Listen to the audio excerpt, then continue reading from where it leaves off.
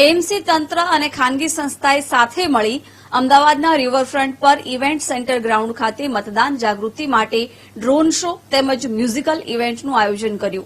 લોકસભા સામાન્ય ચૂંટણી 2024 અંતર્ગત અમદાવાદ શહેર અને જિલ્લામાં 7મી મેના રોજ મતદાન યોજાનાર છે. ત્યારે લોકશાહીના આ મહાપર્વમાં વધુને વધુ લોકો પોતાના મતાધિકારનો ઉપયોગ કરી શકે તે માટે મતદાન જાગૃતિના વિવિધ કાર્યક્રમો કરવામાં આવી રહ્યા છે.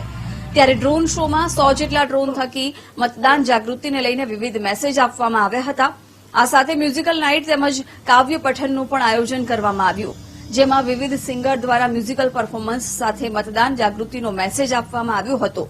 આ સાથે વિવિધ કવિ અને કવિયત્રીઓ દ્વારા પણ મતદાન જાગૃતિનો મેસેજ આપતા કાવ્યો રજૂ કરી મતદાનનો સંદેશ અપાયો.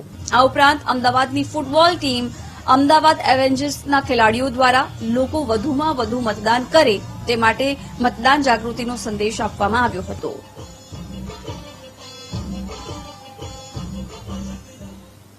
तो मतदाता में जागृति लाने के लिए अभी अवेयरनेस प्रोग्राम्स पूरे राज्य में चल रहा है.